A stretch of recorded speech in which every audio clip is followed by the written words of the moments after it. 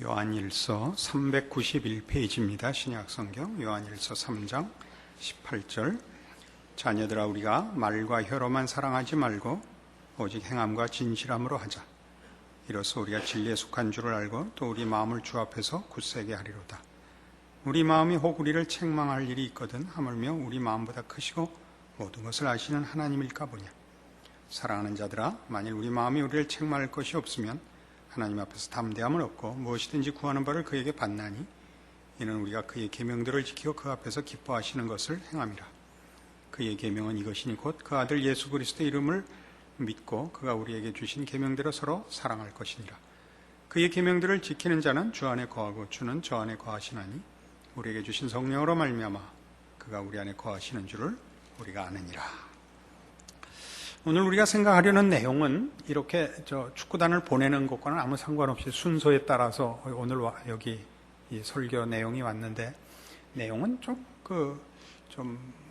어려운 것입니다. 뭐라 그래야 될까요? 좀 적극적이고 감격적인 내용이 아니라 우리 신앙상에 자주 일어나는 갈등과 의심과 침체에 관한 것입니다. 오늘 본문을 보시면 20절에 우리 마음이 혹 우리를 책망할 일이 있거든 하물며 우리 마음보다 크시고 모든 것을 아시는 하나님일까 보냐. 이런 묘한 말씀이 나오는데, 이게 왜 등장을 하고 있냐 하면, 제가 신앙생활을 하다가 그 자책하는 일들은 늘 일어나는 일입니다. 신앙인이 늘 만족하고 늘 자랑스럽고 그렇지 않고 거의 대부분은 자책에 시달리는 것이 통상적인 일입니다. 그것이 정상입니다.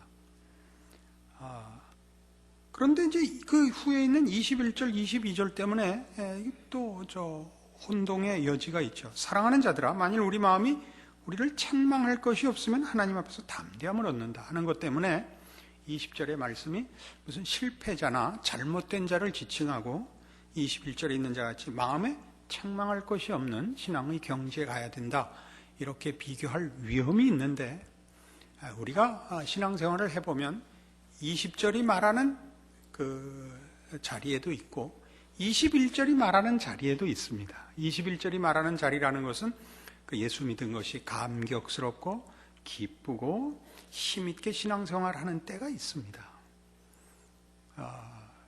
이제 우리가 간증을 듣거나 그러면 모두 21절에 있는 때에 그 간증들을 해오니까, 그리고 20절에 있는 거에 누가 간증을 하겠어요, 그죠? 그러니까 들으면 전부 21절에 있는 것 같고 20절에는 나만 있는 것 같은 생각이 들 거 아니에요.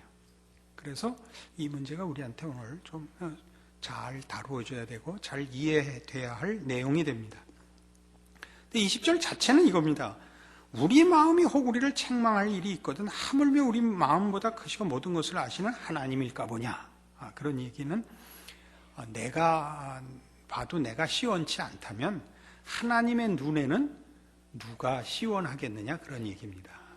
그러니까 우리가 어쩌다가 자기 자신의 신앙에 대해서 이게 이래 갖고 되겠는가라는 자책이 드는 것은 우리의 신앙 양식, 우리의 신앙적인 수준과 기준에서 채점해도 그런 것인데, 거룩하신 하나님의 기준에서 보자면 그 누가 합격점이 있겠느냐, 그런 얘기를 함으로써 자책이 드는 때만 우리가 부족한 것이 아니라 사실은 늘 부족한 것일 것이다, 이렇게 말하는 셈이 됩니다. 위로가 안 됐죠, 지금? 그 자책을 위로해 줘야 되는데, 우리 그 위로는 고사하고 우리를 자책하지 않을 때에도 우리가 혹 자신이 있을 때에도 우리가 하나님의 눈에 볼 때는 부족할 것입니다.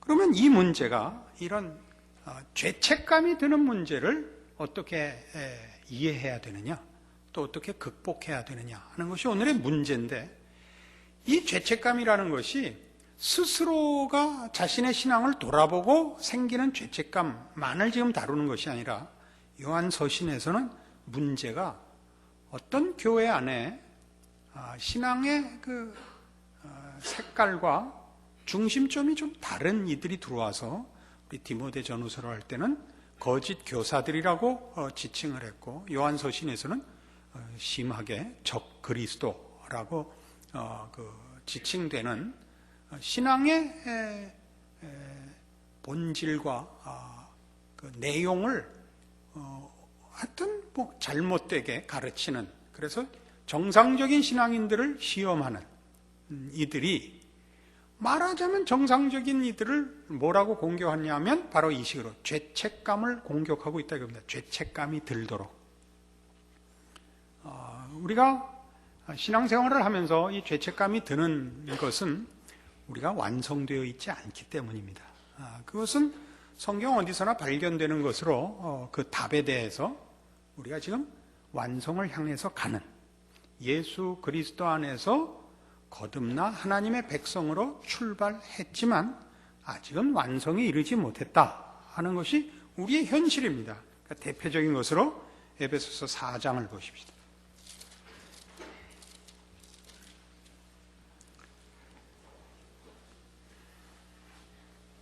314페이지 신약성경 에베소서 4장 13절입니다.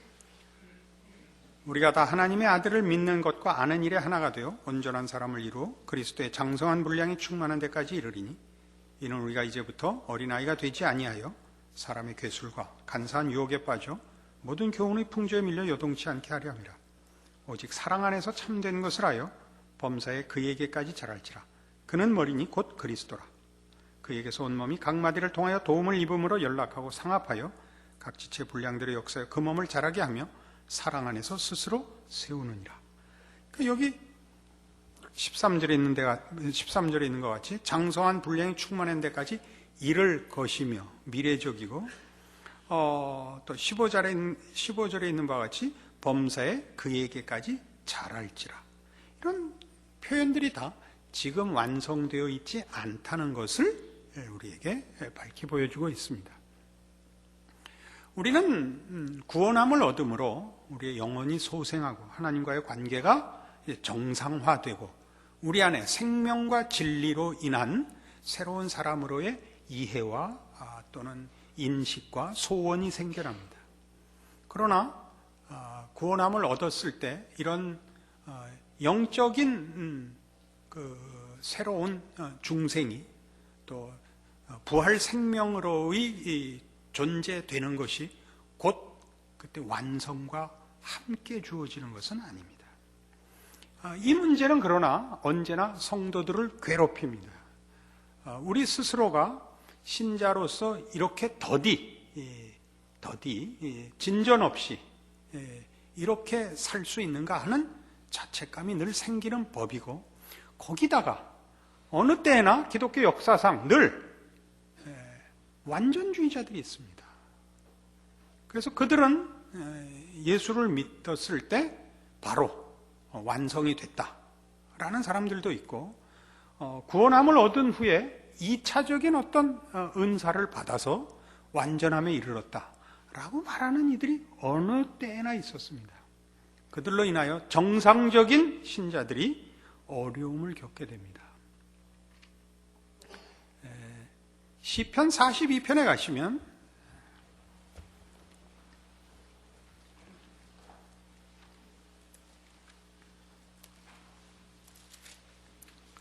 구약성경 831페이지 시편 42편 1절 이하의 말씀을 제가 읽어드립니다. 하나님이여 사슴이 시냇물을 찾기에 갈급함같이 내 영혼이 주를 찾기에 갈급하니이다. 내 영혼이 하나님 곧 생전하시는 하나님을 갈망하나니 내가 어느 때 나가서 하나님 앞에 배울고. 사람들이 종일 나더러 하는 말이 네 하나님이 어디 있느냐 하니 내 눈물이 주야로 내 음식이 되었도다. 내가 전에 성의를 지키는 무리와 동행하여 기쁨과 찬송의 소리를 바라며 저희를 하나님의 집으로 인도하였더니 이제 이 일을 기억하고 내 마음이 상하는도다. 내 영혼아 네가 어찌하여 낭망하며 어찌하여 내 속에서 불안하여 하는고. 너는 하나님을 바라라. 그 얼굴의 도우심을 인하여 내가 오히려 찬송하리로다.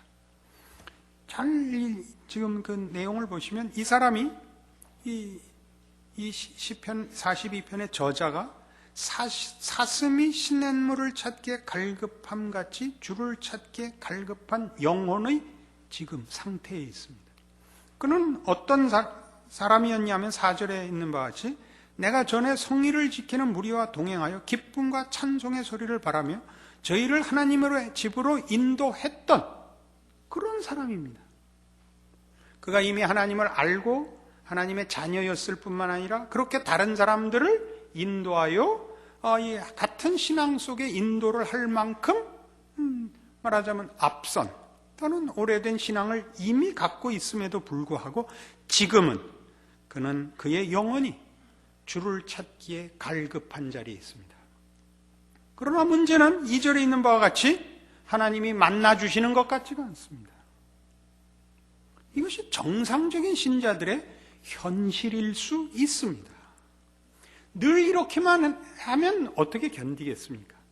하나님이 위로하시고 답을 주시는 때는 물론 있습니다. 그러나 제 경험에 비추어 보면 이게 훨씬 많고 기쁘고 위로되는 날은 횟수로는 기간으로는 좀 적습니다. 이렇게 말하고도 목사를 계속 할 수 있을까 싶긴 하지만 사실이 그렇습니다. 어려운 때가 더 많습니다. 어려운 때가 더 많습니다. 5절에 있는 이런 표현은 기가 막히지 않습니까? 내 영혼아 네가 어째 낭망하며 어째 내 속에서 불안하여 하는 거. 이 사람의 솔직한 지금 고백입니다. 그는 하나님의 자녀이고 믿음을 갖고 있지만 그 믿음에 굳건히 서서 흔들리지 않는 승리를 지금 외치고 있지 않습니다. 그의 믿음이 흔들리고 그가 믿는 하나님에 대하여도 흔들리고 있는 사람입니다. 그는 현실적으로 3절에 있는 바와 같이 사람들이 종일 나더러 하는 말이 내 하나님이 어디 있느냐 하니 내 눈물이 주야로 내 음식이 되었도다. 그러니까 믿음을 지키고 있고 놓지 않고 있지만 어느 구석에도 저 사람이 하나님의 보호를 받고 있으며 저 사람의 믿음이 진짜다 하는 것이 드러날 만한 현실적인 증거가 없습니다. 우리는 사실 이 자책감에 젖어들면 말이죠. 다 정상적이고 나만 비정상인 것 같고 다 신앙생활을 제대로 하고 있고 나만 탈락한 것 같은데 이 성경 시편에 이런 고백이 떳떳하게 올라와 있다는 건 얼마나 감사한 일인지 모릅니다. 이 42편 5절 끝나는 데다가 아니 중간에다 나도 이렇게 하나 써놓을 필요가 있습니다. 그걸 이 시편에 이런 걸 올렸다는 것은 이런 과정과 이런 식의 신앙의 흔들림 혹은 확고한 신앙적인 증거를 현실로 가질 수 없는 상태가 있을 수 있다는 것을 우리에게 증언함으로써 여기가 끝이 아니고 이 우리의 부족함, 말하자면 믿음의 부족함, 확신의 부족함, 무로 인하여 우리가 믿는 믿음이 무효화되지 않는다는 걸 보여줍니다. 말이 좀 복잡하게 됐죠. 누가 그런 말을 해요? 목사님이 무슨 말을 하고 설명을 하면 더 모르겠어요. 그래요? 아니 설명을 하면 더 모르면 어떡하자는 거예요. 우리의 믿음은 언제나 그렇듯이 믿음의 대상과 믿음의 내용에 관한 것입니다. 기독교 신앙에서 믿음의 대상은 하나님이시며 그 내용은 예수 안에서 허락된 것들입니다. 그러니까 그게 내가 믿어지느냐 믿어지지 않느냐는 나에 관한 내 의지나 내 이해나 내 무슨 신앙의 수준에 관한 문제이지 내가 믿음이 좋으면 하나님이 분명해졌다가 내가 믿음이 약해지면 하나님도 흐릿해지는 하나님 자신이 그런 건 아니죠. 내 이해와 내 확신이 흔들리는 것이지 하나님과 하나님의 약속이 왔다 갔다 할 수는 없으십니다. 그렇다면 영원하신 하나님이라는 건 성립할 수 없습니다. 그렇지 않습니까? 그리고 예수 그리스도의 십자가 사건은 이미 2000년 전에 이루어져 버린 완료 사건입니다. 내가 이제 부정을 하거나 내 신앙이 약해진다고 그 십자가가 2000년 전 역사가 무효화될 수는 없지 않습니까? 이 기가 막힌 우리의 믿음의 근거들입니다. 그러니까 내가 흔들리는 것은 무릇 믿음이라는 것 자체가 의심과 불안을 동반할 수밖에 없는 것이기 때문에 그렇습니다. 왜요? 하나님에 대해서 불안한 것도 아니요. 하나님의 약속에 대해서 그게 신뢰가 떨어진다는 것이 아니라 믿음이란 약속된 내용을 지금 갖고 있지 않는 것이기 때문에, 지금 현실화되어 있지 않고 약속으로 남아있는 것이기 때문에 될 때까지 불안한 것은 정상인 것입니다. 이 불안을 핑계로 해서 여러분의 신앙을 대강사는 것은 잘못입니다. 불안해하는 것은 우리 모든 인간의, 유한한 인간의 당연한 본성입니다. 그때마다 여기서 얘기하는 것 같이 지금 이 40편 5절도 어떻게 됐죠? 내 영혼아 네가 어째 낭망하며 어째 내 속에서 불안하여 하는 거? 답이 들어가죠. 너는 하나님을 바라라. 그 얼굴에 도우심을 인하여 내가 오히려 찬송하리로다. 모든 믿음의 근거와 확신의 그 이유는 하나님의 진실하심에 달려있는 것입니다. 우리는 이런 말하자면 신앙이 언제나 완벽하고 늘 승리롭고 늘 감격스럽고 한 점의 의심도 없는 것이어야 된다. 신앙생활하면 늘 기쁘다 라는 식의 간증들을 새겨들을 줄 알아야 됩니다. 그것은 어떤 고통 속에서도 사실은 할 수 있는 고백입니다. 내 마음이 불안하고 내 믿음이 약해졌을 때에도, 그 약해진 것은 내가 바라는 만큼 내 신앙 수준이 높지 못한 것, 내가 하나님을 의지하여 살지만 삶의 현실의 고통이 나를 흔드는 것들로 인하여 이 사슴이 시냇물을 찾아 갈급한 것 같은 갈증과 하나님 만나 주십시오라는 호소의 그 흔들리는 믿음을 보일 수 있습니다. 그러나 모든 신자들은 여기에서는 동일합니다. 뭐에서 동일하냐면 하나님을 몰랐다면 나는 태어나지 않는 편이 좋았을 것입니다. 하나님을 모를 바에는 내가 세상에서 최고의 영화를 누린다 할지라도 난 그 길은 택하지 않을 것입니다. 이것이 우리 형편이 괜찮을 때는 이것이 감격으로 터져나가고, 우리가 어렵게 되면 이 고백이 흔들리는 것이 아니라 이 고백은 그냥 있는 채, 이 고백 위에서 이 고백을 주신 하나님, 그런데 왜 이렇게 괴롭히십니까? 라는 불평을 하고 있다는 걸 놓치지 않으셔야 됩니다. 그거보다 더 심각한 데 가 있으면 그거는 여러분이 지금 여러분의 모든 불안과 불평마저도 믿음을 근거로 하여 불안해하고 불평하고 있다는 걸 놓친 오해에서 비롯됐거나 아니면 정말 신자가 아니거나 둘 중에 하나입니다.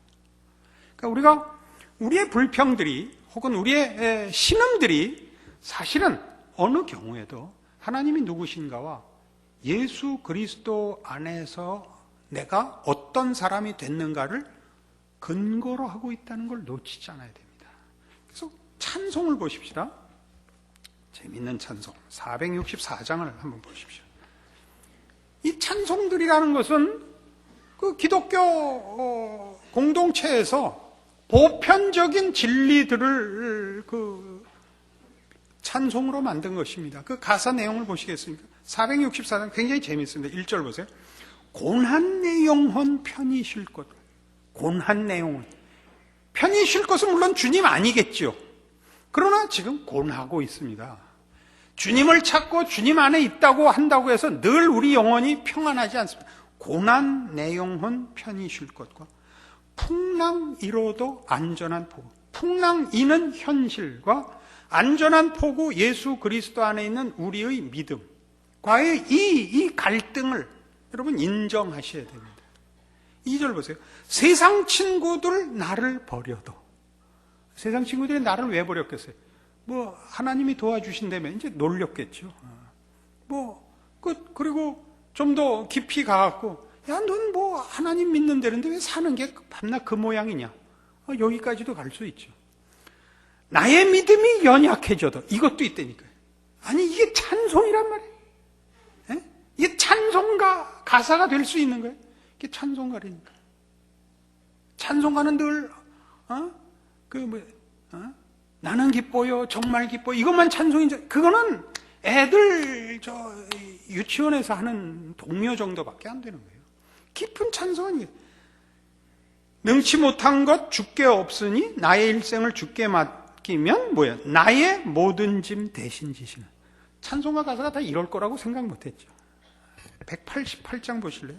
한동안 불렀었는데 요새 좀 뜸해진 거죠.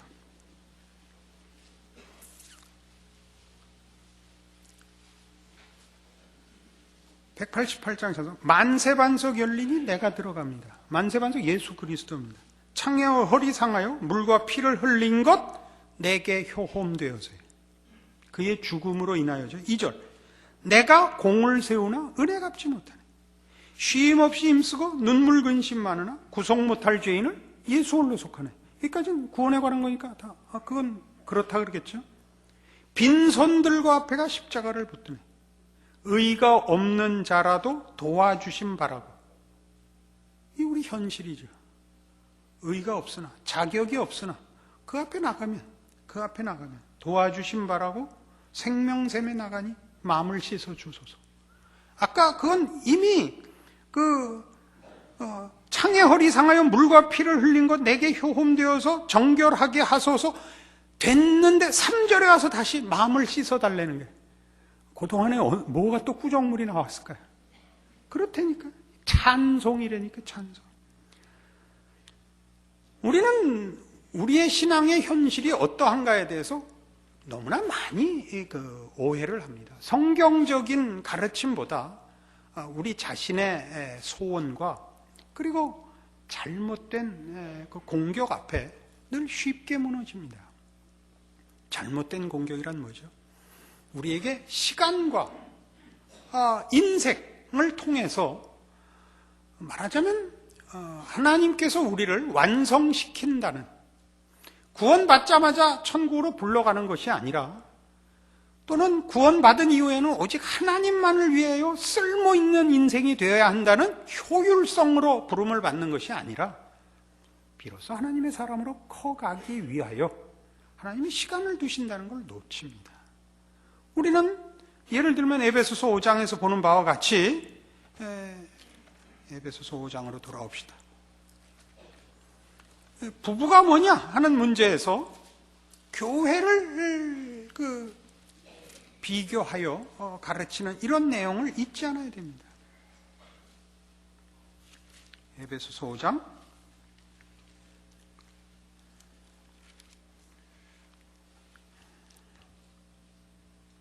25절 보시죠.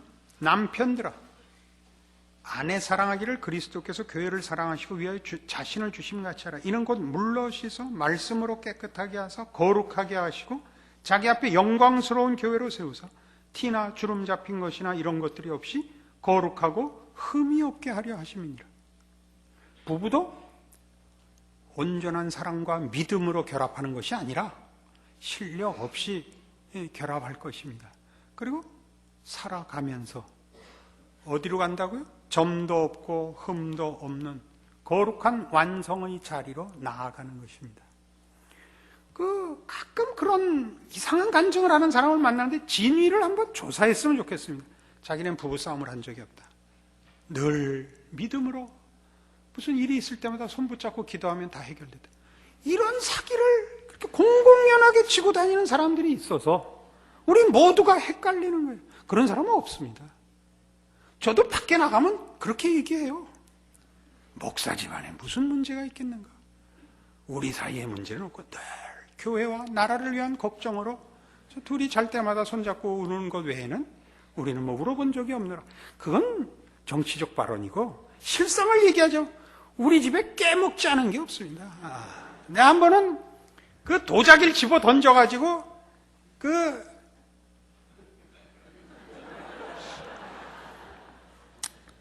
안방 창을 깨고 베란다에 만든 창을 깨고 악살 박살이 나서 나간 적도 있고, 지금도 우리 집 안방에 가면 우리 텔레비는 뭐 집어던져서 위에 이게 다 깨져 있습니다. 아직 그대로 남겨뒀습니다. 나중에 무슨 혹시 성물이 되지 않을까 싶어서 남겨뒀어요.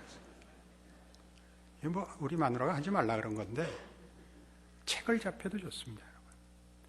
여러분, 제가 꽤 신앙이 괜찮은 사람이라는 거 알고 있지 않습니까? 그래도 사는 건 어렵습니다. 그러나 그런 일을 통해서 누구 잘못이냐라고 묻는다면 언제나 자기에게로 돌아오게 되는 게 신앙의 정당한 인도함을 받는 성도들의 공통된 고백입니다. 당신 때문이야. 인생을 살면 너 때문이야. 이건 다 세상이 하는 싸움이고, 신앙 안에서는 내가 잘못했지로 돌아옵니다. 그래서 우리의 자책감이나 죄책감 같은 것은 우리에게 결단코 손해이지 않습니다. 단, 그것이 우리의 뿌리를 흔들게 놓아두셔서는 안 됩니다. 우리는 나의 부족함에 대하여 더 많이 인정하고, 더 많이 하나님 앞에 나가고, 하나님께 매어 달리고 함으로써 그 모든 것이 합력하여 선을 이룬다는 것을 놓치지 않아야 됩니다. 그렇다면 우리에게는 어떤 의미에서 성공보다 실패가 더 많은 일을 우리에게 할 것입니다. 하나님의 사람은 인생에 쓸데없는 일도 없고 손해보는 일이란 있을 수 없습니다. 우리는 아까도 얘기한 것 같이 이 모든 것이 오늘 이 본문, 이 자책감의 싸움에서 이게 결국 어디로 가느냐 할 때, 요한일서 3장